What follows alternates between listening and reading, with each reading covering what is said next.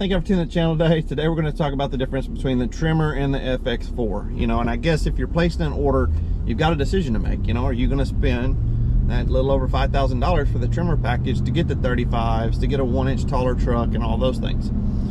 You know, and to me, in my preference, I'm going to say that I'm always going to go with the FX4. I've had this Tremor. I've got almost 3,500 miles on it.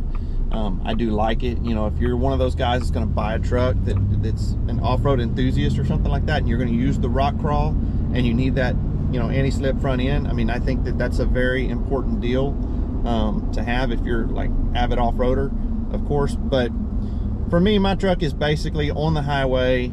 You know, it's towing, and every once in a while I'm gonna use a four-wheel drive if I'm putting my boat in, it's muddy, or, you know, whatever it is, whatever the case is. Okay.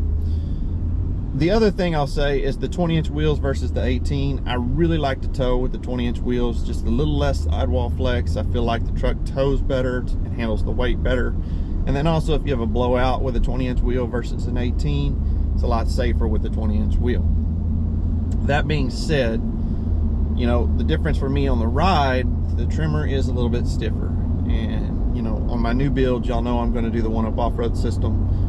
And the reason I do that is because they offer radius arm drops. I'm a true believer in radius arm drops.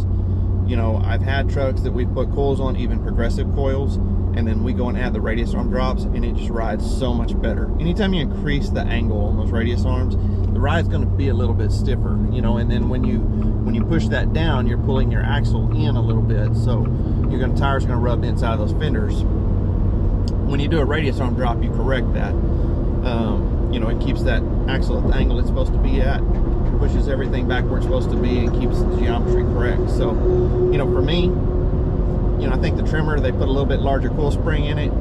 I would compare it to putting like a 2-inch spacer on a stock spring on a stock truck, and I think that's about how it rides. I mean, you can just kind of feel these bumps. It's not bad. The truck rides good, don't get me wrong, for an off-road truck, but it is not quite as smooth, and it does not take the bumps as well as like doing a full 2.5 coil spring or a progressive and doing the radius arm drop. So, but if you're going to do those things, I think you've wasted your money on the Tremor, because if you're spending that money to get the wheels, the tires, and the lift, and then you're going to modify it, I really just don't think it's worth it.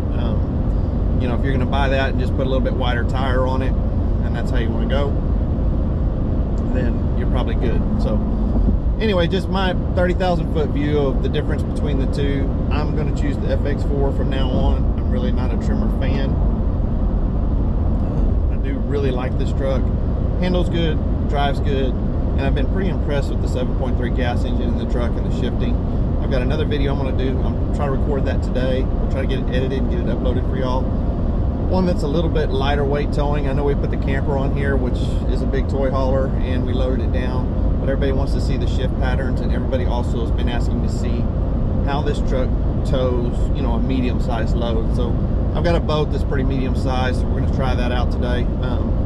But overall, Tremor versus FX4. Appreciate you watching the video. If it helped you any, please hit like and subscribe. And if you've got any questions or comments or anything that you would say between the difference in the packages that you've noticed, you know, drop those comments down below so everybody else can see them. But appreciate you watching, and we'll catch you on the next one.